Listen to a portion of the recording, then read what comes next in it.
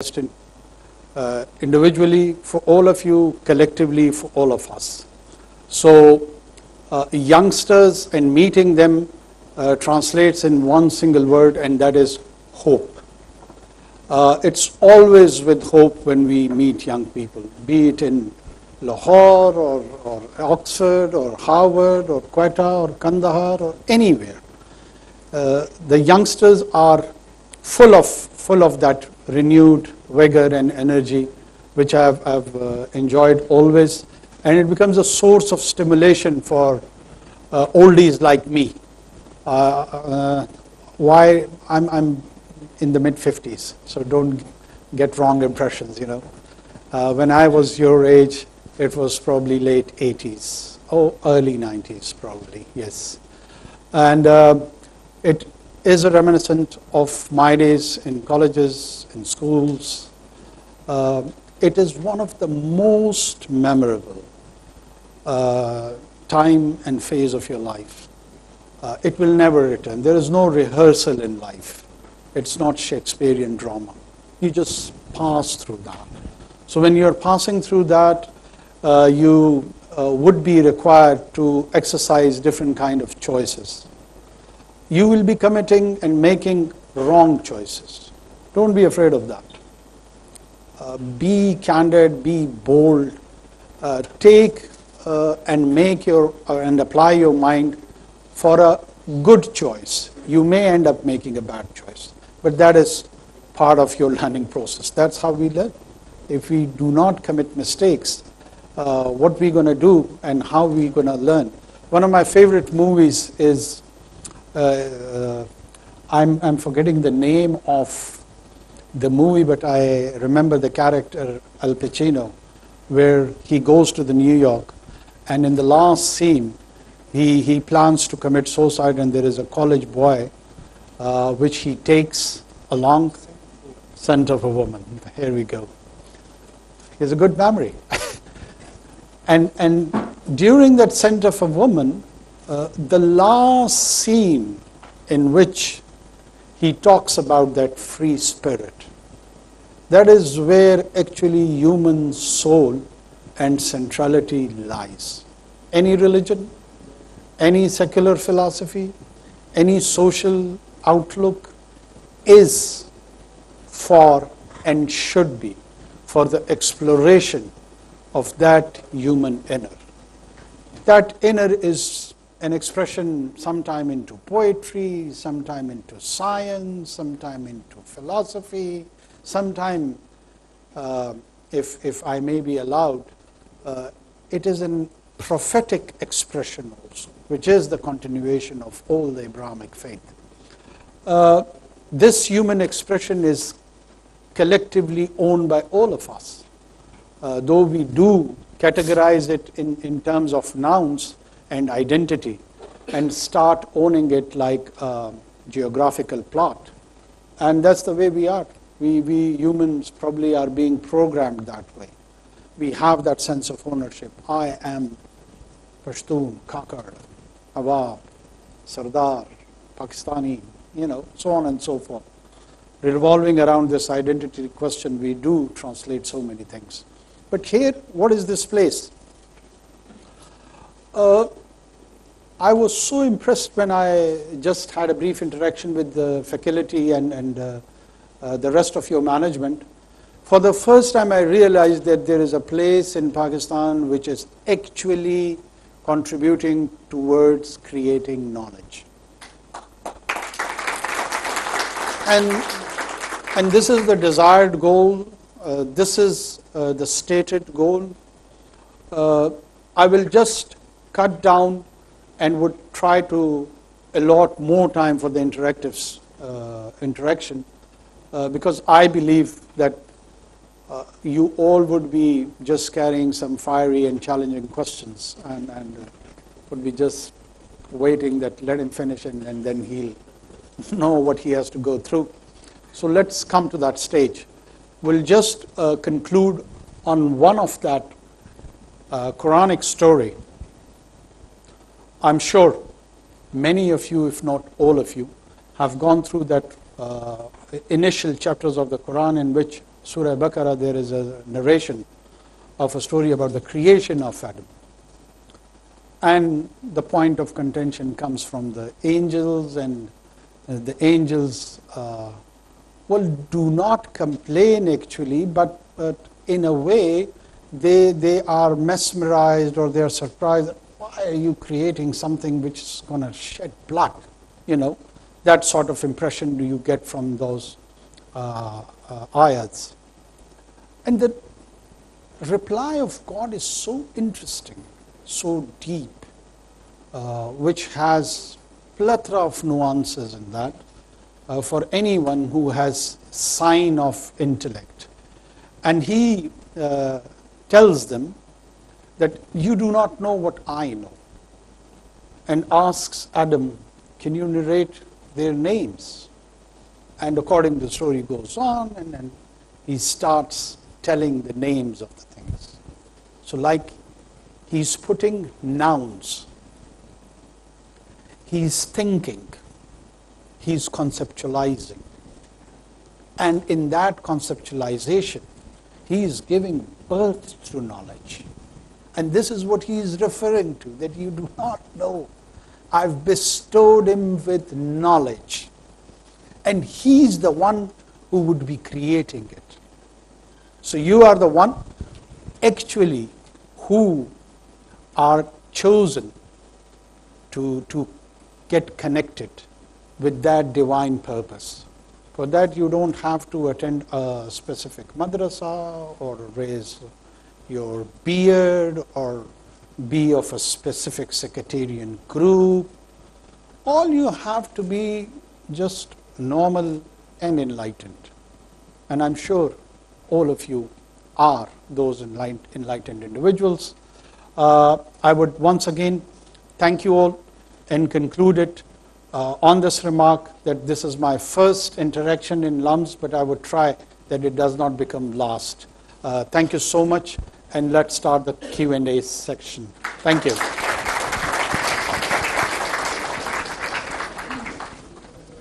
Right, so may I request everyone have concise, brief questions?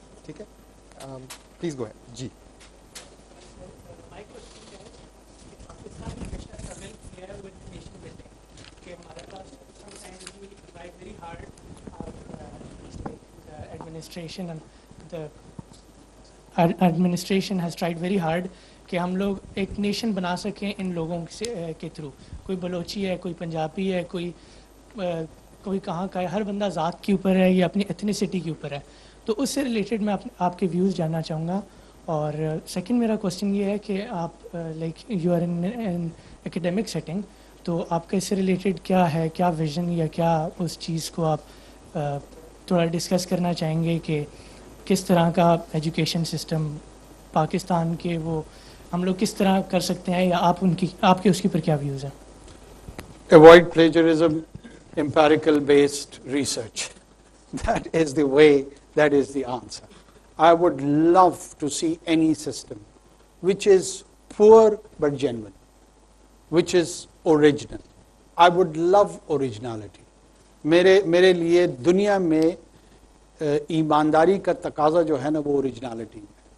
और जो earlier थोड़ा सा मैंने किया है वो भी उसी तरह रेफर करता है कि देखिए कॉपी कैट करना या तकलीद जिसको उर्दू में कहते हैं वो it is poison for life. It is you compromise everything. आप 600-700-800 से मुस्लिम दुनिया में जो एक डेकेडेंस है, ये डेकेडेंस किस चीज़ की है? इंक्वायरी नहीं थी. What was madrasa? Madrasa was actually the LUMS of its own time. Madrasa was a space where knowledge had to be imparted. It was not a tool for certain political ends, which we have made it, unfortunately, recently. It was a learning space. आपको हमेशा एक space किसी न किसी activity के लिए चाहिए होती है. So, my vision or my personal view about the education, if you want to develop certain faculties, you have to allocate space and then enabling environment. And in that enabling environment, we have to encourage our youth to commit mistakes. Because you will learn from mistakes. You should not be frightened. जो डरे हुए लोग होते हैं ना, जो डरपोक लोग होते हैं, वो दुनिया में कुछ भी नहीं कर सकते. Be courageous, be bold, and take the initiatives. बाकी नेशन बिल्डिंग पे मैं आता हूँ. वो फिर बाकियों का वो कॉम्प्रोमाइज हो जाएगा ना. Let's follow the rules. देखिए, nation building is not a unique experiment in Pakistan's case. Whenever I have a conversation with the people that think that, oh, Pakistan is an artificial country. We are Balochis and we are Pashtuns and we are Sindhis. Do you realize how many ethnicities are there in Iran? And they would take the reference and tell you, the Iranian is one nation. And in that one nation of Iranian, there are Azeris, there are Kurds, there are Arabs, there are Baloch, and there are Persian speaking, which is the Punjabi in that case of Iran, you know. And they have Persianized the whole experiment of the state. Whenever nation building, what is the experiment of Israel? They would again tell you that, oh, you know, they're all Jews and they're all Israelis. No, they're not. There are Ashkenazi Jews, there are Sephardi Jews, and there are multiple sub-identity of the Jews. Sephardis are the one who are coming from North Africa, and their ancestors from North Africa and the Western Europe. Some of them are coming from the Eastern Europe. So they are in that new cauldron of the state of Israel, and they start blending their identity over there. And that defines their political and economic rights and privileges also.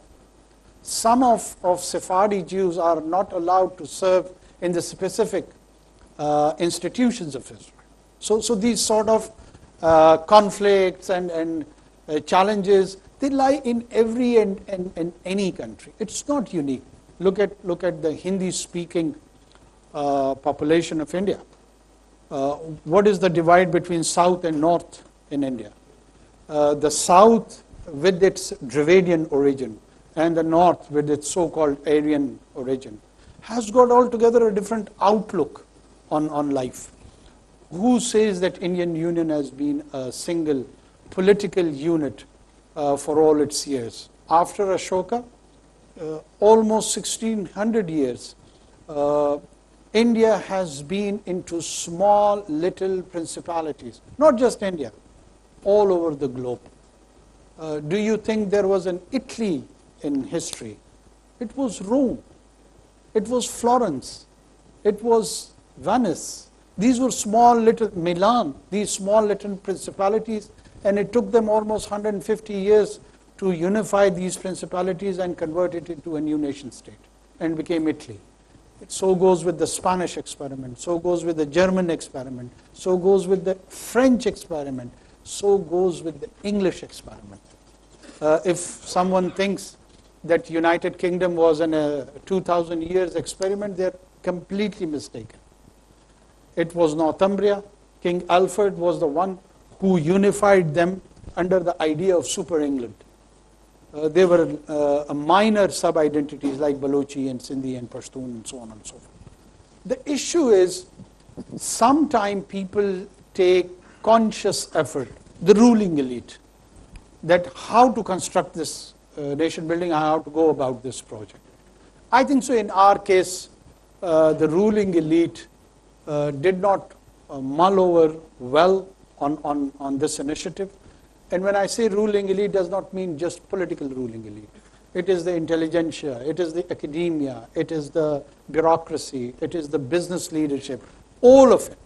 You come across people even on the liberal side of the aisle or on the conservative side of the aisle. When such questions are arise, I at times feel that we have got very skewed and prejudiced views, and we are just fixated, and we think whatever our opinions are, they are primarily gospel truth. And we are all dogmatic. That is part of the problem. I have a question. I'm here. Yes. So your vision for Pakistan, which this session was supposed to be about, right? So does it involve following the constitution? Like, Following the constitution? yeah, because after the Punjab and KP governments got dissolved, you're supposed to hold elections in 90 days. Why haven't we held elections yet?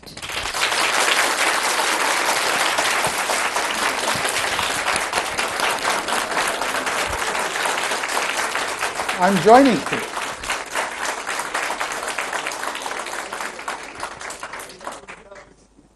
Shall I? First of all, I have come across so many people that like I am the product of a putsch, a forceful takeover of a government. I feel like I'm a product of a military takeover and I had to respond to such challenging question. In fact, I am the product of a constitutional order, which you are referring to. There was a leader of the House in an assembly, which was probably elected by all of you, or many of you, and there was a leader of opposition, which was, again, elected by many of you.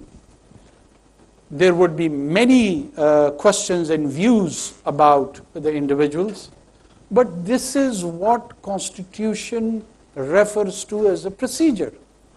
They agreed on my name and I am so-called product of that constitutional order.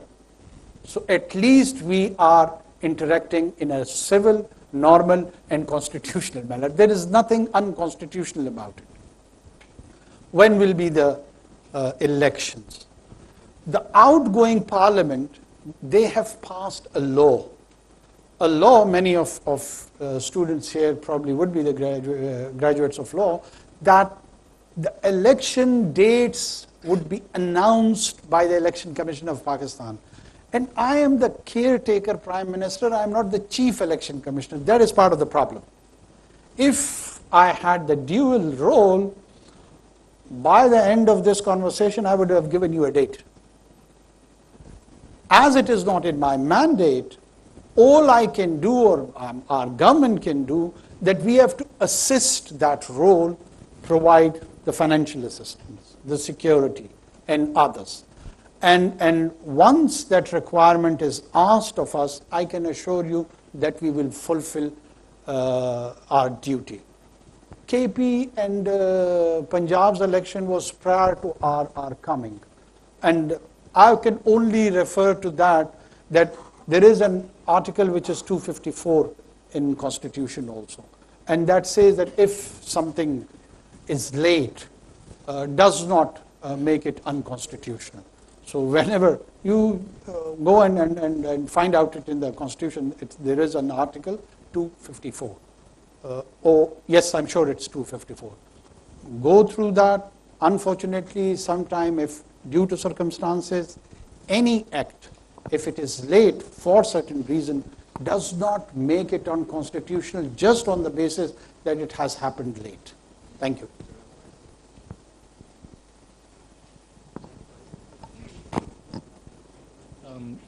Thank you so much, sir, and it's an honor and privilege to have you in front of us. My question stems from the previous question, which was on the election date. But when you look at the election process, what measures would you as a caretaker government be taking to avoid all the unconstitutional or any external undemocratic factors intervening into the electoral process, which we have been observing throughout the history of Pakistan?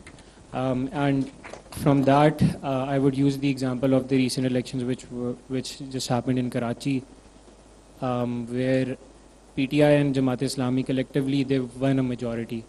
But I don't know what happened. सारे no मई की मजम्मत करते हैं, लेकिन PTI वाले सारे गायब हो गए मेयर चूज करने से पहले, और करते कराते इवेंचुअली आई थिंक पीपी का ही चेयर बना था. पीपी का एक चेयरमैन मेयर इलेक्ट हुआ था. I see this happening on a large scale as well, and yeah, you as a caretaker government, I think, can have an impact on regulating the election commissioner. So over to you.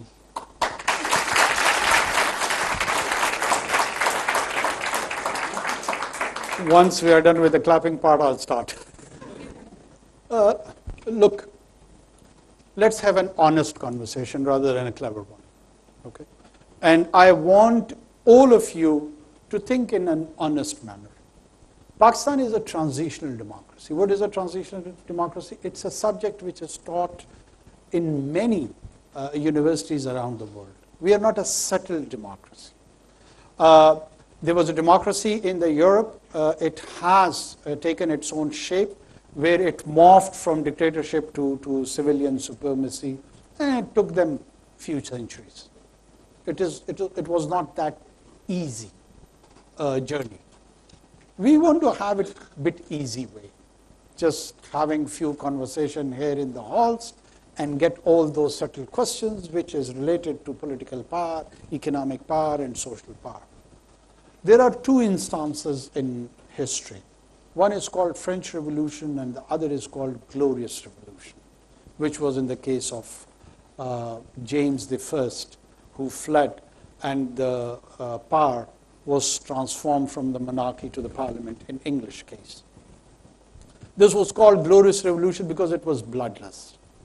And the other one, I'm sure you are aware of the guillotines and the rest of the experiments related to that. And it was a bit gory and ugly. When you want to have a transitional democracy morphed into a settled democracy, there has to be a process. First of all, we are a transitional democracy. We are not a settled democracy. All the PTI or the pro-PTI people are talking about the democratic reforms, electoral reforms, post ouster of PTI's government. Prior to that, you do not see that narrative coming from their cadre and their leadership. As you refer to a situation where the outcome was for the favor of a PPP candidate, do you remember what happened with the Chairman Senate? Who did it? Just forget it. Who did it? All of you know. All of you know. I was also part of it. But what I am referring over here is that if we start to cherry picking and we want to rationalize a narrative, we will never reach that destination. We need to settle on certain principles. And those principles should be beyond political parties. It should be for the greater social order. It may sometimes suit PPP, it may suit sometime PMLN, it may suit sometime PTI or JUI for that matter. So we have to be very cautious when we design principles. That's why laws, when they are meant or when they are made, we need to think them through. Unfortunately, what happens in the parliament, I've been part of the parliament, that the different leadership of different political parties, they agree on it and they pass it on to their members, and we are just there to sign and put our thumbs on that. No one discusses the law either on the floor of the parliament or outside the parliament or even in media. How many times you have seen talk shows on any coming legislation? Just raise your hand. How many of you have seen? I can beg, not a single time. Not a single time. Can you have a honest conversation about shaping up the political positions and view in such a milieu?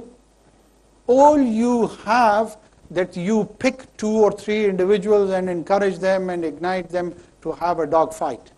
And the rest of us, we enjoy. And this is the level, and we have turned our tastes for such a consumption of information. And this is part of the tragedy. I wish we had informed discourse like the one we are having right now. What's the problem with that 24-inch screen? Why can't it provide such informed discourse? Why?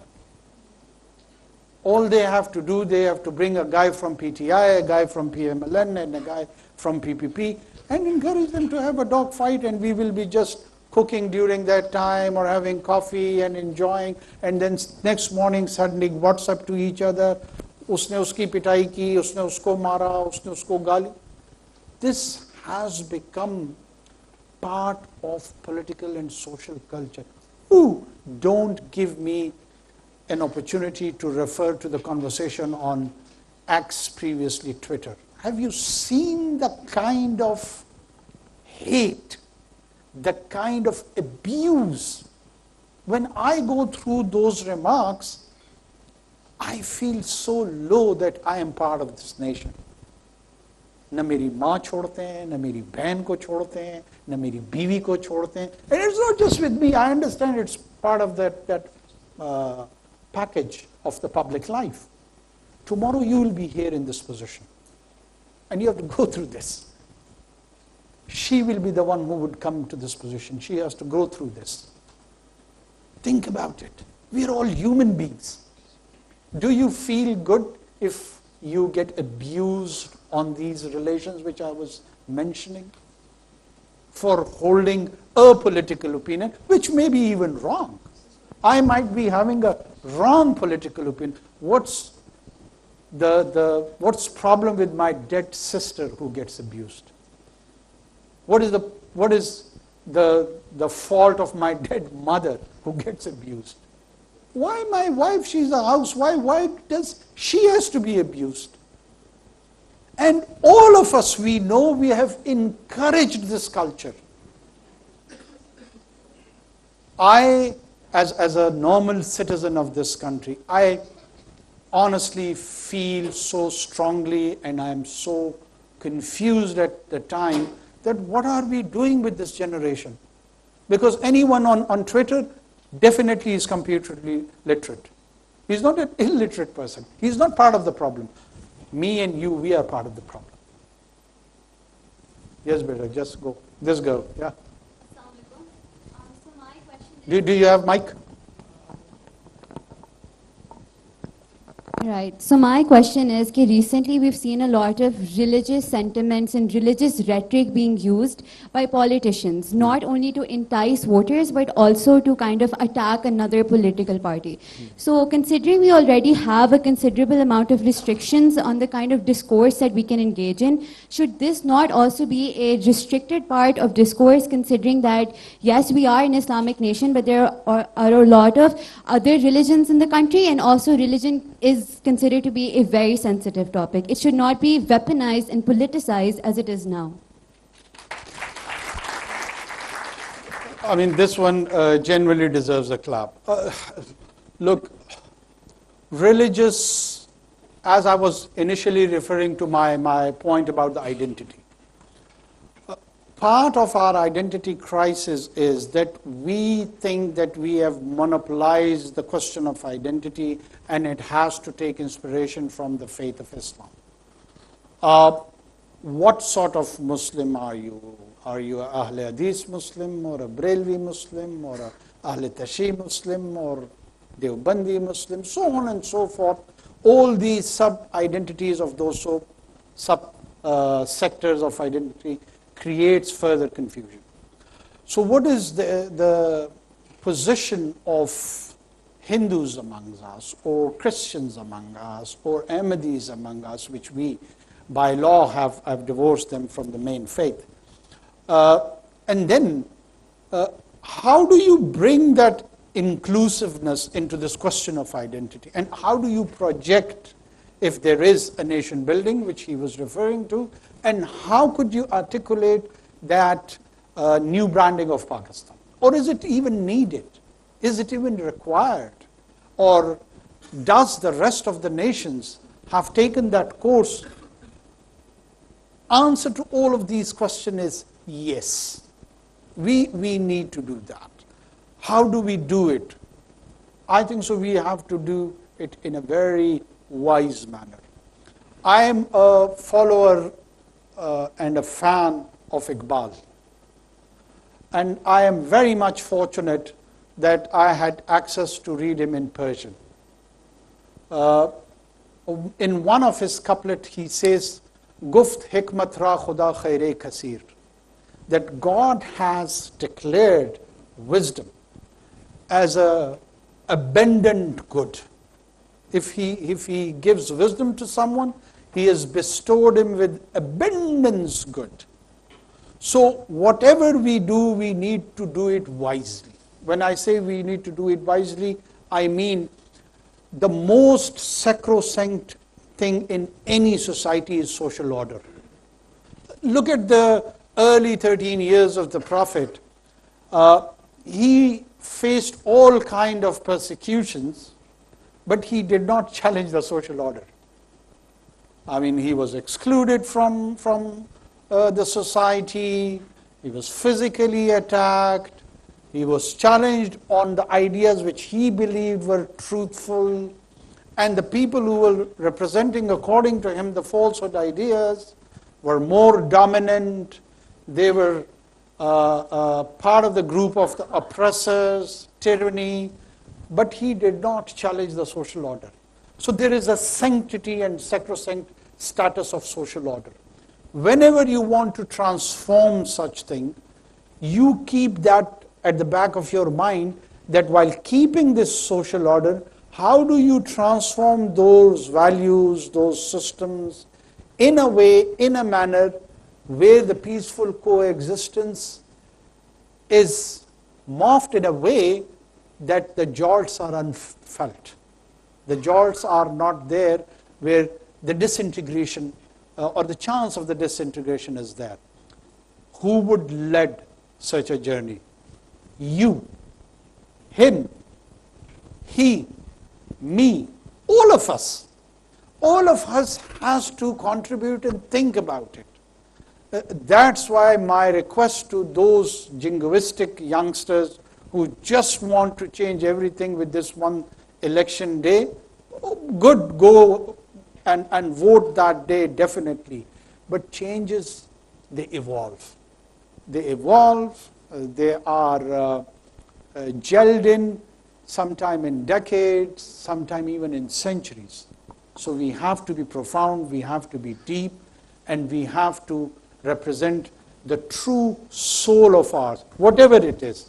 So let's explore first ourselves in honesty, and then reflect ourselves what we believe in. Thank you. Ji Chanda. Assalamu alaikum, Honorable Prime Minister. It's very heartening to hear you coming over here, the Premier of the country, and saying and encouraging us that LUM students, we seek knowledge, we seek originality. It's very heartening, but then I hearken back to earlier times. A few months ago, right at the start of your tenureship, when you talked about the social contract, you talked about the Pakistan social contract with its citizens. It should only have a primary purpose. That is to ensure law and order. And I believe that goes against the very statement you gave right now about encouraging originality and seeking knowledge and giving an enabling environment. I believe in order to give an enabling environment to the youth of this nation, there has to be two things: freedom of expression and freedom from discrimination.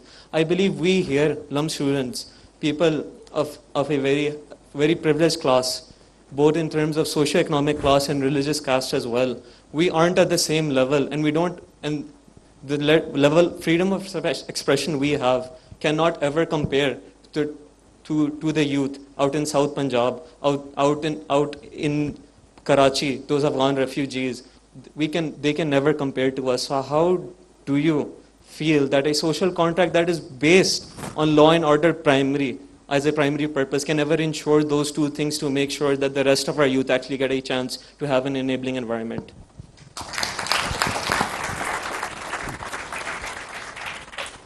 First of all, I understand your presumption of feeling privileged and at times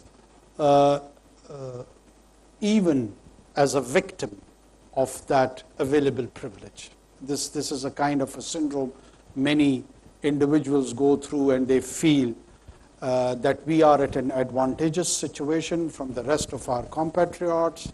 So they are at a disadvantaged position, and they look at them as a victim card. My experience in life is a bit different. I've done my graduation as a private student from Balochistan University. I've done my BA as a private entity. I've been able to talk to Oxford Union and Harvard Forum of Pakistan. That same individual which you are referring to, I am the product of that experiment. I have been raised in Quetta. I was born in Quetta. I was raised in Quetta. I attended a school till class 7th in Quetta. And then I went for a scholarship, a student to Cadet College cohort for 3 years, and then returned to Quetta. Okay? All my life, what I have done is that I've taken or I've been dependent on books. And I have encouraged myself that my thoughts are stimulated by the new concepts and ideas wherever they are published across the globe. First of all, whatever I was saying over there is not in contradiction over here.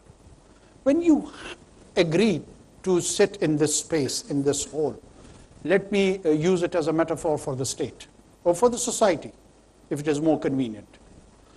If these walls are the guarantors of state or society, then the social contract or the hall contract, if you may call it, between these two entities has to translate in terms of rights and responsibilities both.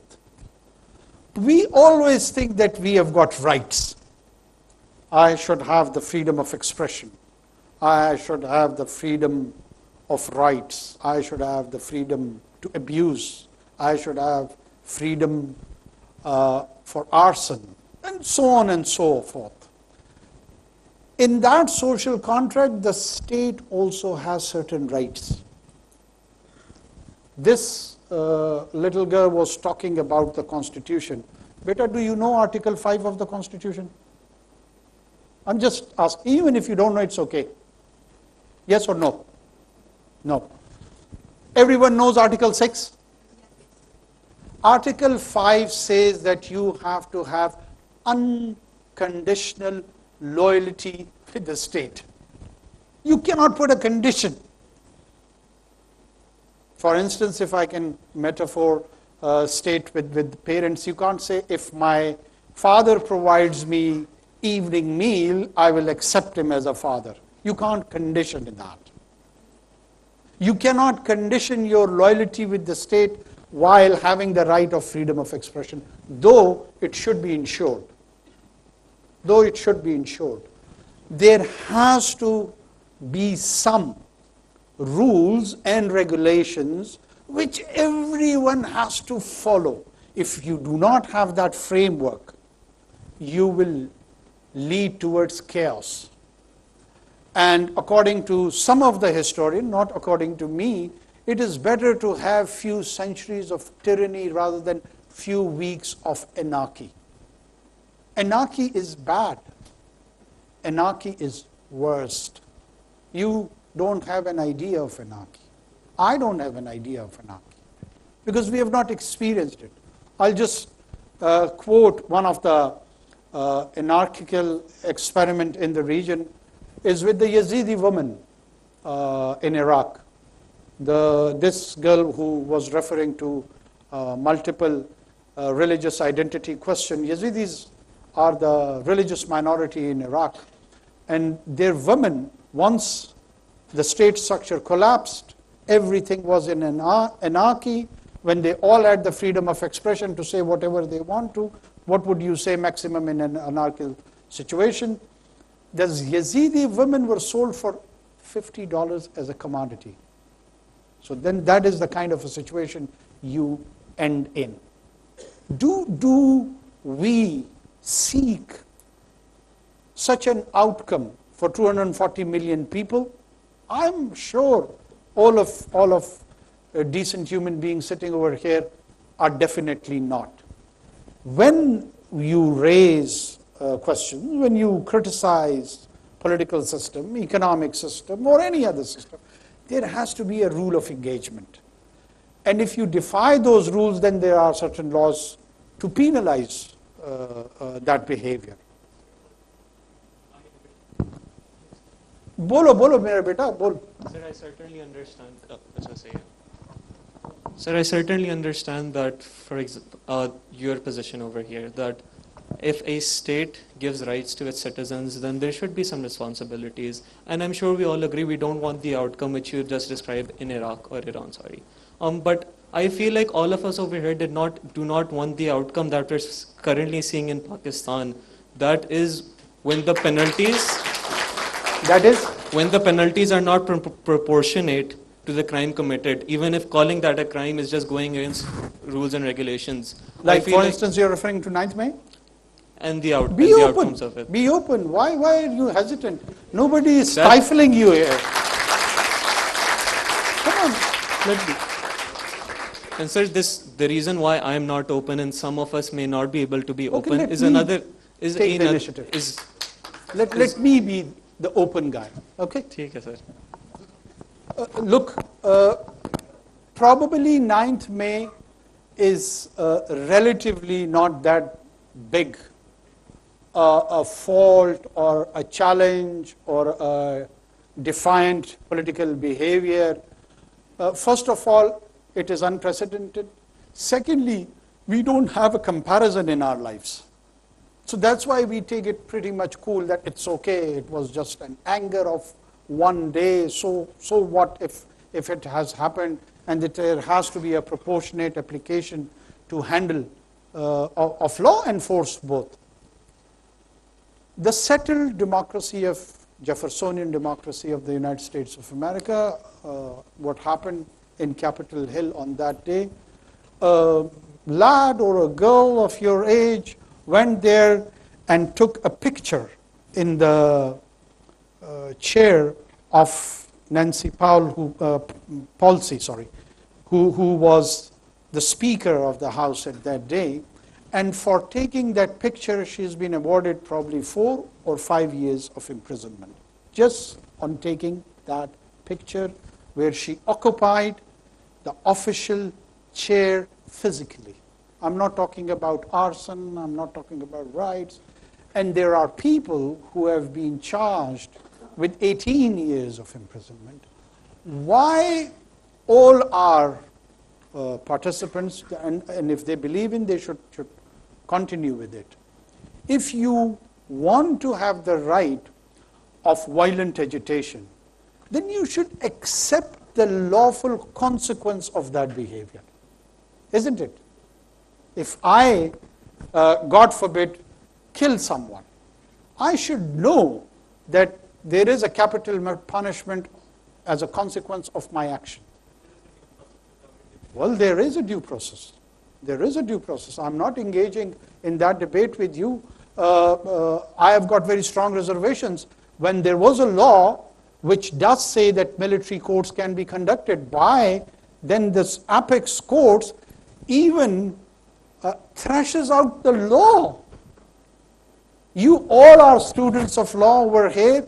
It is only function of the parliament to make laws. It is not the function of the superior judiciary to make law. Why do they make law?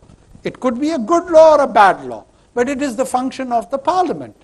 When you enter into a marital contract, then you have got exclusive physical rights to each other. Third party cannot enter. So it is a third party entry if they do that. So I've got very strong views on that too. But let's agree to disagree, and this is the way we should talk. We should vent it out, we should think about it, we should talk about and think about even the alternate view. I might get something quite enlightening from your side, or otherwise you may get it from my side. But this is the kind of dialogue or conversation we should have. We cannot have monologues. What is happening in this society? There is one group who's supporting PMLN, there is a group which is supporting PTI, and then there are religious groups. And what actually they are doing, they are retreating whatever convictions they have. They are reinforcing that on Facebook, on Twitter, on Instagram, in normal conversations. That's why when you raise question, you receive applause. What is the point of having applause for a question? Why? Do you understand or do you realize? Why should I be expecting applause for an answer? The question should be raised in the true spirit of inquiry. It should not be for appreciation. But there is, I understand, all of us, we have constituencies. So that constituency translates that support into the applause. That's what we are doing. That's where my point comes, that we will go for plagiarism. We will not be able to create knowledge. Criticize anything. You want to criticize military, you want to criticize judiciary, you want to criticize parliament, economy, politics. Just one single couplet of Iqbal again for guidance. Gila beja bhi kare koi to lazim hai shahur. Beja gila karo, doesn't matter. Lekin shahur ke saath. Bagair shahur ke na karo. Thank you. Last couple of questions. I am available, it's your choice.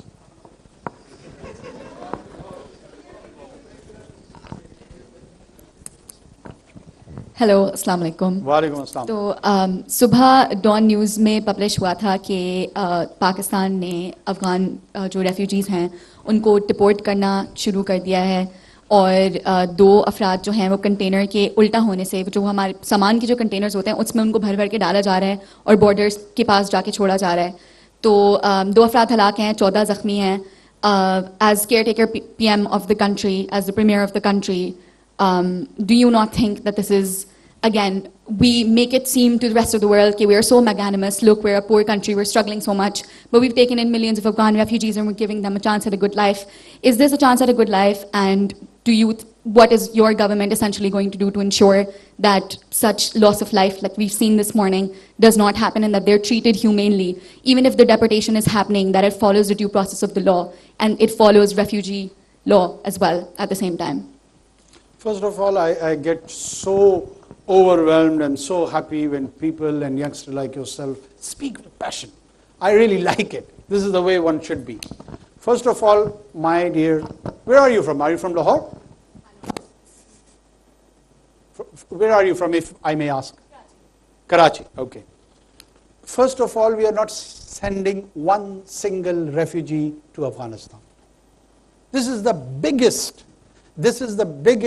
skewed presentation of our policy, which I keep repeatedly explaining to the people in my cabinet, outside the cabinet, on the TV, and give it to her. I have to explain it to her like I do it to my cabinet colleagues. There are around 5 million Afghans on this soil for last 50 years, or 40 or 45 years. And there are 3 categories of those people. The one is registered Afghan refugee, whom we have got obligation according to 1951 Geneva Convention, which, by the way, was the product of Holocaust, and it was during, not during post-Second World War, when the Holocaust was happening in Germany. The Jews were running away and they were trying to have asylum in different parts of the world. This 1951 Geneva Convention was designed by League of Nations and then adopted by United Nations. We are, by the way, not signatory to that convention, Pakistan as a state. Let me clarify that too. Without a signatory, we have entertained those refugees for 40, 45 years. And anyone who's registered with UNHCR and our authorities as a refugee and who's residing either in the camps or otherwise is not being sent back. This is not what we are doing. Then there are people, which is around 1 or 1.2 million, who are categorized as illegal aliens. They don't have any sort of documents. They don't have travel documents. They either are here, we don't know, maybe leading a prayer in a mosque, or engaging with a terrorist, or maybe with a drug lord, or maybe contributing as a nurse in some hospital. They're both categories, good and bad both. But we are not visible to that. We don't know. I don't know whether you are a good student or a poor student. But you are a student. That's all I know. So in my system, I don't have visibility on them And there is a need which all the countries around the world do, including Afghanistan. If you attempt and if you try to go there without documents, without Pakistani passport, you will see what kind of experiment you get over there. They don't allow entry without documents. You have to have a visa, a travel document, but for them, they want to have it all free. So what we have done here, that we are trying to bring them into a system, and all these illegal aliens, phase-wise, we are sending them back, encouraging them to go voluntarily, or otherwise send them back. According to the law, there is law, Foreign Act is there, which empowers us that we send back any foreigner or alien who is not into our lawful system. Once they go back, they have all the right to come back. They are not perpetually banned from re-entering into Pakistan. If they want to come back, they should issue a travel document from their own country, go to our mission, get a visa from there, whether they want to come for studies, for business, for any other purpose, just tourist visa, whatever. They definitely can come. But we need a regulated moment and regime with our neighbor. We should have done it earlier. We are late, but we're going to do it now. Sir, I absolutely agree. There needs to be, a documentation of all the citizens of Pakistan, and we obviously cannot proceed without having Nadra cards, without having CNICs, all of that. They also cannot then access the healthcare system and other provisions. I completely agree with you there. What we saw this morning was people being loaded into cargo trucks, and I don't know if you would want to deny the Dawn news report as completely false, in which circumstance this conversation would not be happening, but 2 people have died in the legal process of deportation that is happening. Some 90,000 people have been killed in this country, while some sort of role of such individuals has been identified and concluded by the authorities in this country. I mean, I am pained too, as like you are pained by these 2 deaths. There are many deaths on all the sides. Are we for the deaths? No. Has an accident happened? I will see into that. Was it deliberate? No. We're not murderers. Come on. Absolutely. No, I'm not saying that we right? are. Yeah. And sometime what happened on the boats in and around Mediterranean, when people watched them criminally when they were drowning. Pakistan has not done that. What happens in the strong conservative immigration regime of Australia? They created islands where they do not allow anyone to come to their shores and take advantage of their asylum laws. So what we are doing over here, this morning I had a cabinet meeting in which I think so there would be few who were sitting there, that we have to ensure the dignity of the people, because they would be vulnerable, there would be women, there would be children, and we cannot give license to our own either police agencies or other state agencies to take advantage of these vulnerable groups. I've instructed my interior minister that it should get translated to the execution level, to the implementation level. We are trying. I am a Pashtun myself. Most of them, they come from my ethnicity. So I won't be insensitive to the cultural requirements, to other humanistic requirements. All I can assure you that we are equally decent human beings, just like yourself. If you are feeling for these 2 deaths, trust me, we do too. And we not just feel for them, we try to rectify also that something bad does not happen, and at the same time, our policies get implemented too. Many hands up. So Whatever. I'm dependent on my MS. Let's have... Yeah, we can take a bit. नहीं छोड़ रहे हैं तुम्हें. Sir thank you for the opportunity. Sir अगर हम KP और बलूचिस्तान की बात करें, okay, अगर हम केपी और बलूचिस्तान की बात करें तो हमने पिछले 2 डेकेड्स में रिलीजियस एक्सट्रीमिज्म और फंडामेंटलिज्म टेररिज्म से बहुत सफ़र किया है, लेकिन हमारी जो स्टेट है और पॉलिटिकल लीडरशिप उनकी एक सॉलिड यूनिफाइड पॉलिसी नहीं रही है इस एक्सट्रीमिज्म और टेररिज्म से मुतालिक. फॉर इंस्टेंस टीटीपी को पहले आज़ाद छोड़ा गया, फिर स्वात ऑपरेशन हुआ, फिर उसके बाद जनरल फैज साहब आए, उन्होंने उनको रीलोकेट करने की कोशिश की ट्राइबल एरियाज़ में, फिर अब अफ़गान हुकूमत के साथ मिलकर उनके खिलाफ क्रैकडाउन हो रहा है. इसकी वजह से जो पश्तून और बलोच यूथ है उनमें एक एंटी स्टेट और एक एंटी आर्मी सेंटिमेंट पाया जाता है, जो कि आपको भी पता होगा, और जो ट्रांसलेट करता है आइडेंटिटी पॉलिटिक्स में. For instance Pukhtun Tahaffuz movement, Balochistan liberation army, etcetera etcetera. So, first of all, my question is why has the state or the political leadership, especially of KP and Balochistan, not been able to have this single unified policy against all sorts of terrorism? So, and what's the solution? How do we avoid this kind of dilemma that we are in? Where are you from? I'm from Ardan, KP. Pukhtunia laka? Pukhtunia. Kena. I mean, I'm so happy that you raised this, honest to God. एक तो ये जो आपके counterparts हैं ना जो other provinces के, particularly Sindh और Punjab, they're very naive. They at times don't know, or they have not been through the experiences probably which the people from KP and Balochistan has gone through. And according to one of your colleague, that they are more aware. I feel politically our people are more conscious than these urban center kids. And no offense, it's just a political conversation.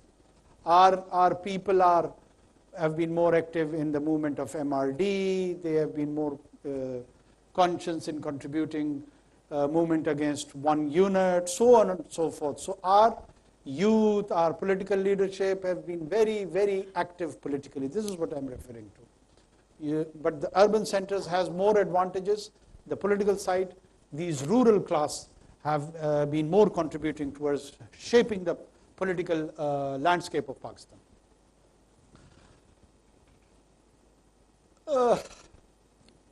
First of all, what should be the relationship of violence and state? Let's address this question first. Let's bring it in a chronological order. The state should have monopoly over violence.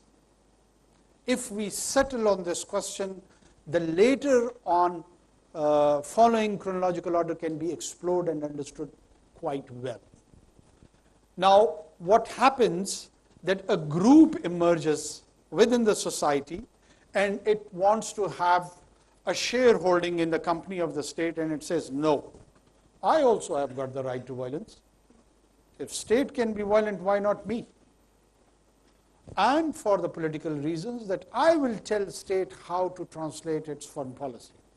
I will tell state whom to align with. I will tell state on the basis of either religion, ethnicity, whatever. In our case, religion and ethnicity too.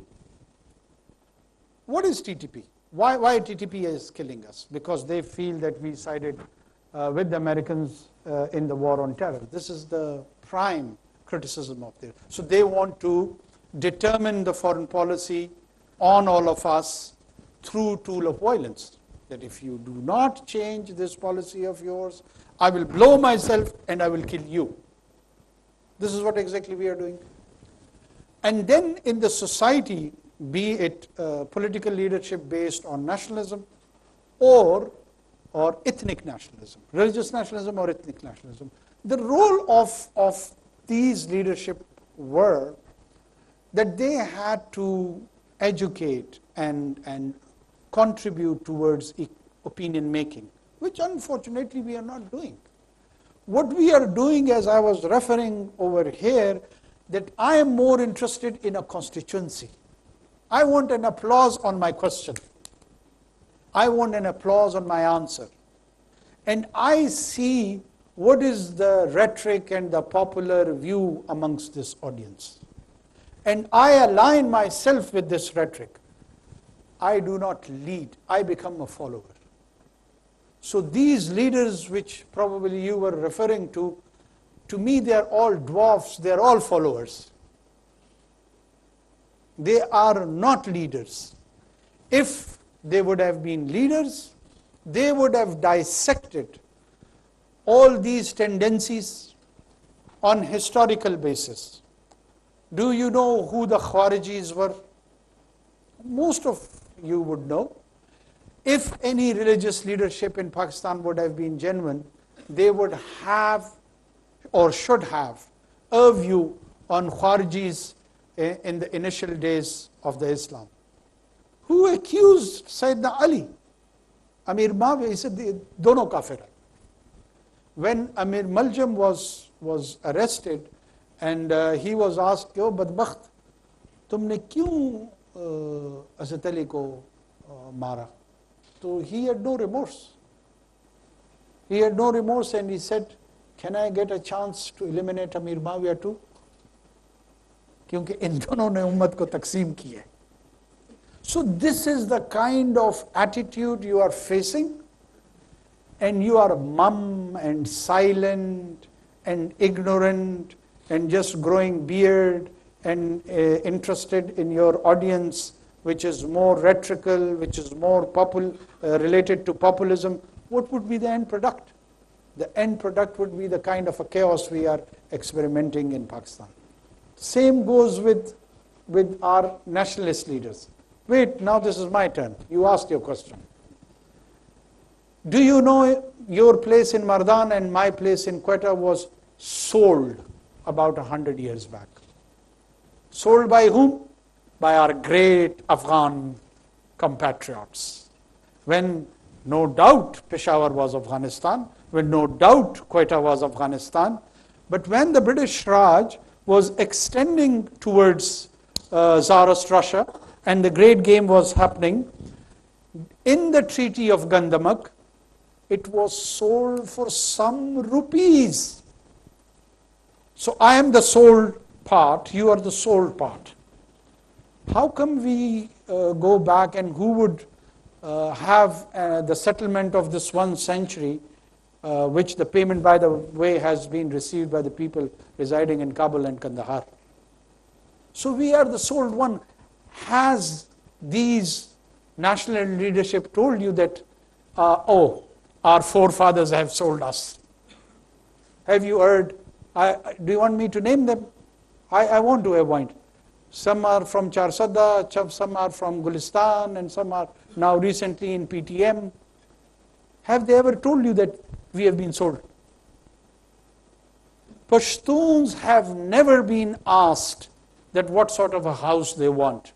In 5,000 years of their history, Kakneka, who is the ancestral forefather of my tribe, is buried in Iraq, who has a history of 5,000 years. Never. They've been asked once in 1947, and they chose to remain in Pakistan. So, Pashtun has got all psychological, social, political, economical stakes in the state of Pakistan.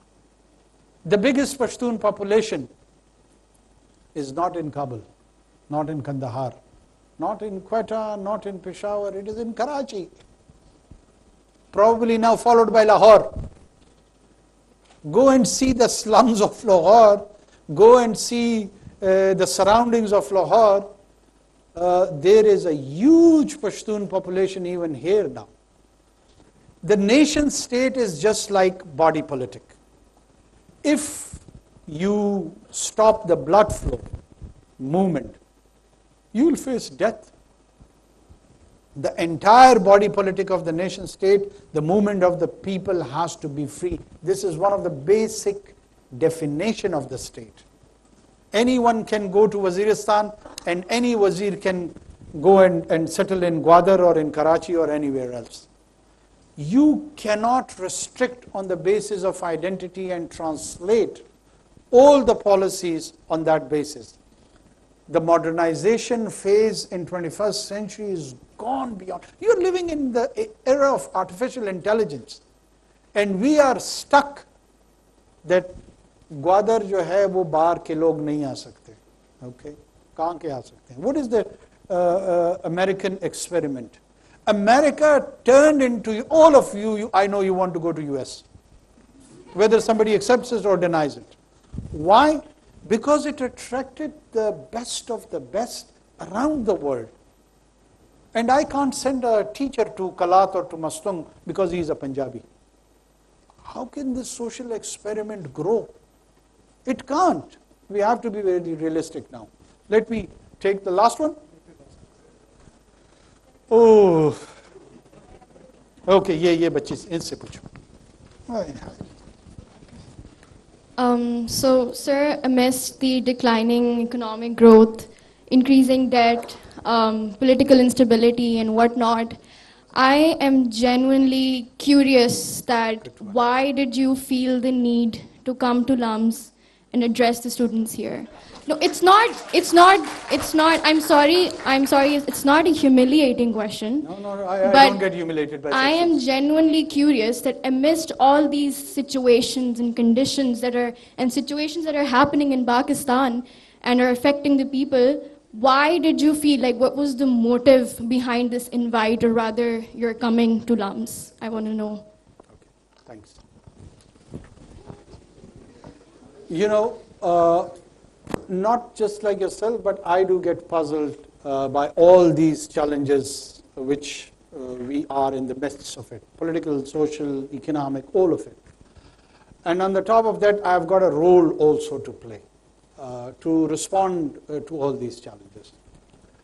And while I am dispensing all these duties of my constitutional duties, I had a plan to go to all the capitals of all the provinces. And Lahore was the last, unfortunately. I did not come to Punjab. I did come to Janawala when that incident occurred, but didn't come to Punjab's capital, Lahore.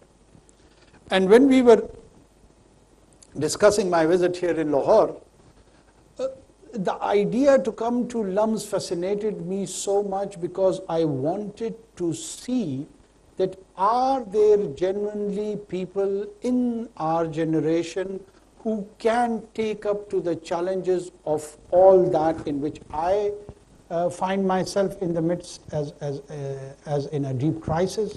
You also find yourself.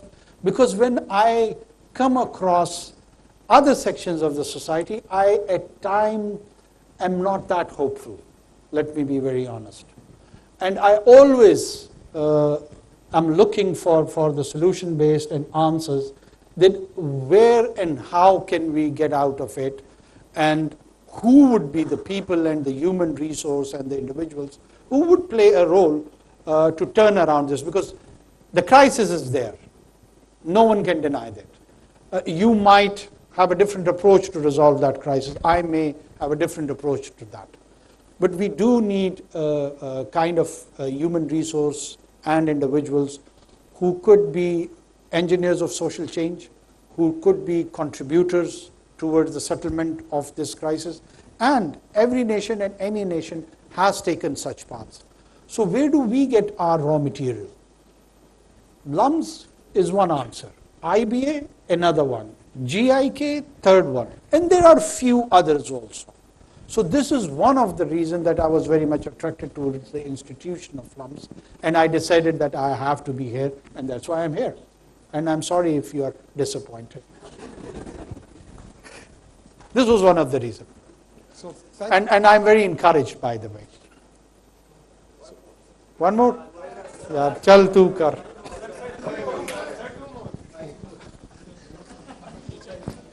अस्सलाम वालेकुम sir. Inshallah, I'll come again.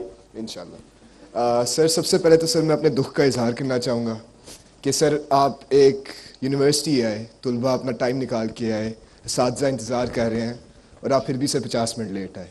बच्चे अपनी class एक दूसरे छोड़ के sir इधर आपका इंतज़ार कर रहे थे. और सर मैं इस बात पे शर्मिंदा हूँ कि मेरे प्राइम मिनिस्टर, बेशक केयरटेकर प्राइम मिनिस्टर हो, उसे इल्म की इज़्ज़त नहीं, या फिर मुझे लगा कि शायद इल्म की इज़्ज़त नहीं. मगर सर मेरा सवाल ये नहीं, मेरा सवाल तो ये है कि सर मेरा सवाल जनरल वाला के ऊपर है. सर पूरे शहर के चर्च के ऊपर आग लगा दी गई اور کہا ہماری حکومت نے کچھ نہیں کیا. آپ سر آفس میں ہی تھے, اگر میری علم میں کمی ہو تو سر پلیز اضافہ کریں, مگر جتنا مجھے علم ہے آپ سر آفس میں تھے اور آپ کے ہوتے یہ ہوا, مگر کیا حکومت نے سر اس کے اوپر ایکشن لیا ہے؟ جی سر آپ گئے, آپ نے سر پرابلی ان کے چرچز اور کے لیے آپ نے ان کو پیسے دے دیے ہوں گے, مگر کیا یہ سلوشن ہے سر؟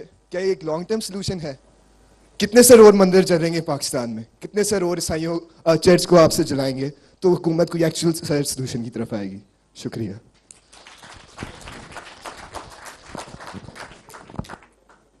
مجھے خوشی یہ ہو رہی ہے کہ تم اپنی مائنورٹیز کے لیے اتنا اسٹرانگلی فیل کرتے ہو, یہ ایک خوشی کی بات ہے. حالانکہ تم تو بہت مایوس مجھے لگ رہے ہو حکومت کے حوالے سے, ہم مایوس نہیں ہیں آپ کے حوالے سے. 50 منٹ بیٹا میں اس لیے لیٹ آیا کہ میں آپ کے بہاف پہ ایک کیبنٹ میٹنگ سٹارٹ کر چکا تھا, اور کیبنٹ میٹنگ میں جس طرح کی ڈیلیبریشنز اور جس طرح کی ڈسکشن, اللہ تعالیٰ تمہیں اس مقام تک کبھی پہنچائے کسی بھی کیپیسٹی میں. ضروری نہیں کہ انسان کیبنٹ ممبر ہو سکتا ہے, ایز اے بیوروکریٹ ہو, ایز اے ٹیکنوکریٹ ہو. اس میں بہت ساری ایسی چیزیں ہوتی ہیں جس کے بڑے دور رس نتائج آپ کی زندگی کے لیے بھی ہیں, اس کی زندگی کے لیے بھی ہیں, اس کی زندگی کے لیے بھی ہیں. اور میں اگر وقت کو لمٹ کر دوں اور یہ کہوں کہ میں اس میں ایڈیشنل 30 منٹ 35 منٹ یا 40 منٹ نہیں کہوں گا, کیونکہ میرا چندہ وہاں ناراض ہو جائے گا جو کہ انتظار کر رہا ہے, اور وہ ڈیسیجن لوں جو ill informed ہو, پراپر ڈسکشن کا پروڈکٹ نہ ہو. تو جس کام کے لیے مجھے چنا گیا ہے نا, پرائمرلی وہ کام میں نہیں کر رہا ہوں. مجھے اس کام کے لیے نہیں چنا گیا ہے کہ میں آ کے لمز میں آپ سے بات کروں. یہ میں صرف ایک ایڈیشنل پرسنل پریولیج کو ایکسپلائٹ کرتے ہوئے میں نے کی ہے. یہ ہم دونوں کی اگریمنٹ سے ہوا. آپ نے اگری کیا کہ ہم آئیں گے, میں نے اگری کیا کہ میں ایڈریس کروں گا. یہ کسی کانسٹیٹیوشنل ارینجمنٹ کی ریکوائرمنٹ نہیں ہے, نہ میرا بولنا نہ آپ کا سننا. جب ہم والنٹیئر کرتے ہیں تو اس والنٹیئر میں بعض اوقات وقت کی جو تقاضے ہوتے ہیں نا, وہ ریئلسٹکلی آپ کے اساتذہ سے میں 15 منٹ بولا, 20 منٹ بولا, وہ بھی آپ کے جو انسٹیٹیوشن کے حوالے سے کچھ چیزیں تھیں, تو 55 منٹ میں 25 منٹ وہ نکال دو, 35 منٹ رہ گئے. 35 منٹ کی معذرت جو میں نے آپ کو کابینہ کی ایکسپلینیشن دی ہے, شاید وہ اس کو کمپنسیٹ کر دے, کیونکہ ہمارا ایک والنٹیئر انٹریکشن ہے.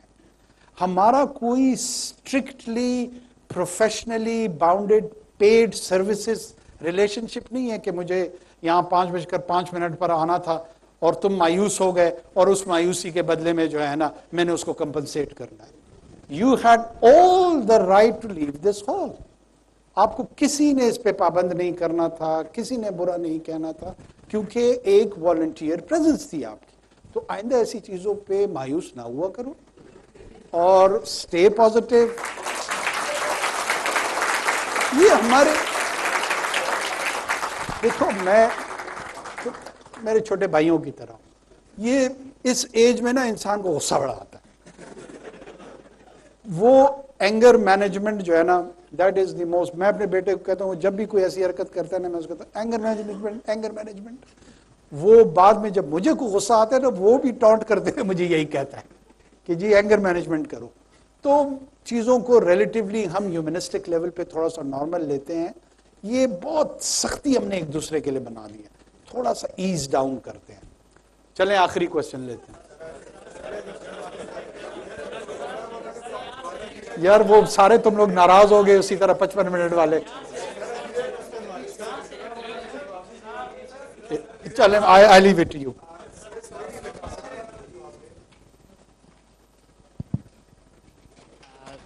Thank you so much sir. First of all میرا کوشچن آپ سے یہ تھا سر, جب آپ الیکٹ ہوئے تھے نا as a care taker prime, ٹھیک ہے سلیکٹ ہوئے تھے. اچھا میں سلیکٹ بھی نہیں ہوا تھا, میں نامینیٹ ہوا تھا. چلو. تو بلوچستان کے لوگوں کو آپ سے سر بہت توقع تھی کہ آپ جو ہے نا پہلی بار ایک کیئر ٹیکر پرائم منسٹر آپ آئے ہیں اتنے وقت میں, تو آپ بہت زیادہ ڈیولپمنٹ پروجیکٹس اور کیا کہتے ہیں ایک نا ایک ایسی اپروچ لے کر آئیں گے کہ جتنے بھی ریزرویشنز ہیں چاہے پشتونز کے ہیں چاہے بلوچوں کے ہیں وہ سب آپ حل کریں گے. لیکن مجھے یاد پڑتا ہے کہ وہ جو کچلاک سے قلعہ سیفلا تک ایک ڈبل روڈ بن رہا تھا وہ بھی رک گیا ہے سر. اور دوسرا یہ جو افغان ریفیوجیز کا مسئلہ آ گیا ہے سر. آپ کہاں سے ہیں؟ میں کوئٹہ سے ہوں سر. سر کوئٹہ کی ہاف پاپولیشن، ہاف جو کاروبار ہے جو بزنس ہے سارا وہ افغان ریفیوجیز رن کرتے ہیں. تو اگر یہ سخت اور اسٹرکٹ ڈپورٹیشن آپ نے جو سٹارٹ کی ہے سر، اس کی وجہ سے آپ نے یہ کانسیکوینسز سوچے کہ کوئٹہ میں اور بلوچستان میں اسپیسیفکلی وہ پاپولیشن جو پہلے سے ہی اتنی زیادہ اگریوڈ ہے اور اتنے اس کے تحفظات ہیں اس پر کیا گزرے گی، اور یہ جو ایک نا ویو ہے ٹیررزم کی، اس کو کتنا جو ہے نا اس ڈپورٹیشن اور اس سارے مسئلے سے کتنی جو ہے نا اس کو ایک گروتھ ملے گی. تو کیا آپ نے اس کے بارے میں کوئی ایک نا انفارم ڈیسیجن لیا، یا کوئی آپ نے، مجھے تو نہیں لگتا کہ آپ نے کوئی انٹرنل جو اسٹیک ہولڈرز تھے چاہے وہ بلوچستان سے ہوں چاہے وہ کے پی سے ہیں، آپ نے ان کو بھی جو ہے نا لیا ہوگا. ایک وہ جو پی ایم کی ایک اسپیسیفک کابینہ ہوتی ہے وہ سب سے ایلیٹ اور ٹاپ لیول والے وہ ڈیسیجن لیتے ہیں سر. تو my question to you that کہ آپ نے اس مسئلے کو کیسے اپروچ کیا؟ آپ کوئٹہ میں کہاں سے؟ پشتون ہے؟ او سر پشتون ہے. پشتو کے پشتون کے سید ہی ہم سر. سید کربلا ہے. او سر. اچھا وہ یہ لاسٹ کوشچن اس سے آ گیا.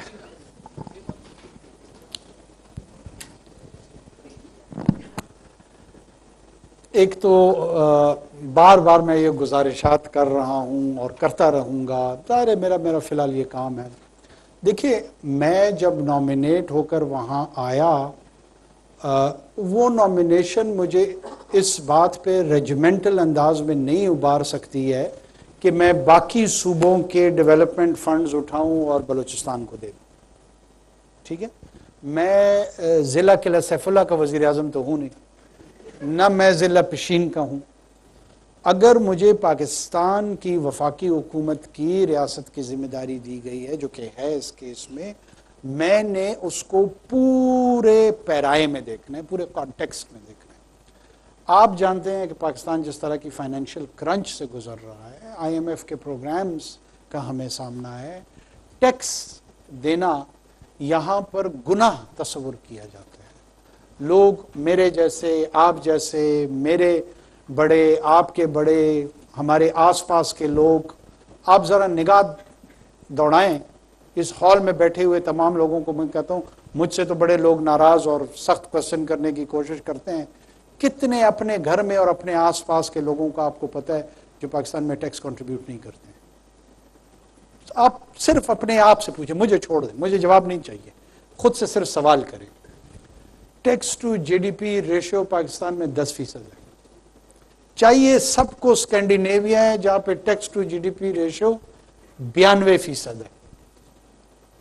میں نے جب وہ کچلاخ کی ڈیول روڈ بنانی ہوگی نا، جب یہ 40% پہ آ جائے گا نا، میں اس طرح کی 2 روڈیں بنا دوں گا.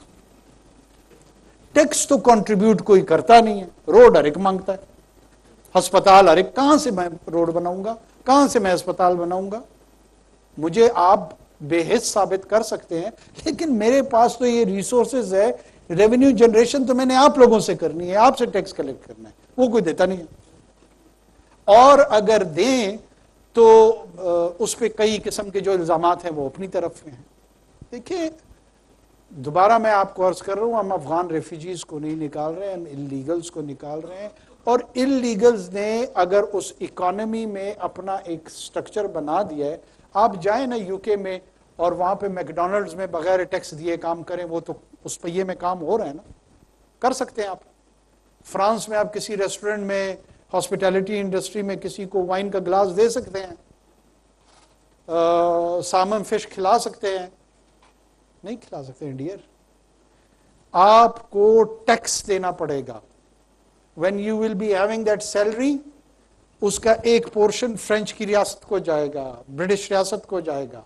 یہاں پہ 40 سال سے آپ کے بھی باغ میں کام کر رہے ہیں، میرے بھی باغ میں کام کر رہے ہیں، اور میں نے اس سٹیک ہولڈر سے جو نہ ایگریکلچر ٹیکس دیتا ہے نہ وہاں پہ اس لیبر کا ٹیکس دیتا ہے، لیکن چونکہ وہ سٹیک ہولڈر ہے، ناراض ہے، وہ مجھے گلے سے بھی پکڑے گا اور کہے گا یہ میں کیا ڈریکونین پالیسیز امپلیمنٹ کر رہا ہوں. میں بہت اچھی طریقے سے بلوچستان اور کے پی کو الحمدللہ جانتا ہوں. مجھے پتہ ہے کہ وہاں پر ہم کیا کرتے ہیں. یہ شاید ان بیچاروں کو نہ پتا ہو. میں اور آپ تو ایک دوسرے کو بہت اچھی طریقے سے جانتے ہیں, اپنی حرکتوں کو بھی جانتے ہیں, اپنی اسٹرینتھس کو بھی جانتے ہیں, اپنی ویکنسز کو بھی جانتے ہیں. کیا ٹیررزم میں یہ جو گروہ ہیں ان کی انوالومنٹ نہیں ہوئی ہے؟ ابھی جو پشاور میں مسجد میں پریویس گورنمنٹ کے لاسٹ ڈیز میں ایک سوسائڈ بامبنگ ہوئی, کوئی 150 بندہ شہید ہوا. اس میں جو سوسائڈ بامر تھا اس کے ڈی این اے سے ثابت ہوئے وہ افغانس تھے. یہ نہیں کہ سارے افغان ٹیررسٹ ہیں, not at all, not at all. لیکن this is part of the problem. ہم نے اس کو ایڈریس کرنا ہے. ہمارے لیے as a state prime responsibility ہے کہ سب سے پہلے تمہاری ایز اے پاکستانی اور اس کی ایز اے پاکستانی, پنجابی ہے, کالا ہے, گورا ہے, سفید ہے, پیلا ہے, اس کی پروٹیکشن ہے. جو ایلین ہے, جو ریفیوجی ہے, اس کی پروٹیکشن سیکنڈ فیز میں ہے. مجھے آئین نے پہلے اس کی ذمہ داری دی ہوئی ہے. اور اگر میں یہ سمجھتا ہوں کہ اس پاپولیشن میں جو کہ اللیگل پاپولیشن ہے, اس کا ایک حصہ اس میں کنٹریبیوٹ کر رہا ہے, تو میں نے کوئی سے ہو سکتا ہے غلط بقول آپ کے جیسے کہ ہم نے سوچا ہی نہیں, اور ایلیٹ کے 2-4 لوگوں کو واٹس ایپ کیا, فون شون کیا, انہوں نے بتا دیا, ہم نے پالیسی بنا دی. ہو سکتا ہے یہی ہو. لیکن ہو سکتا ہے کہ بہت ساری انسٹیٹیوشنل انپٹس کے بعد جو تحصیل کی سطح سے لے کے, ضلع کی سطح سے لے کے, ڈویژن کی سطح سے لے کے, سول اداروں سے لے کے, ملٹری اداروں سے لے کے, یہ پور ان انفارمیشن آتی ہے, اس پہ ڈسکشن ہوتی ہے, پھر اس کے نتیجے میں کوئی پالیسی بنتی ہے. ایسے نہیں ہوتا ہے اسٹیٹ کرافٹ میں کہ بس بیٹھے بٹھائے جو ہے نا ہم 2-4 کپ کافی کے پی کے کو ڈیسیجن کر دیں. Thank you so much. نگراں وزیر اعظم Anwar Ullah Kakar Lahore university of management sciences کے طلباء و طالبات کے ساتھ خصوصی نشست میں گفتگو کر رہے تھے. طالب علمی کے زمانہ آپ کی زندگی کا قیمتی سرمایہ ہوتا ہے. وزیر اعظم کا کہنا ہے کہ درست فیصلے آپ کی ترقی اور کامیابی کے ضامن ہوتے ہیں. ہمیں اپنے نوجوانوں سے بے شمار توقعات ہیں. نوجوان ہمارے ملک کا قیمتی سرمایہ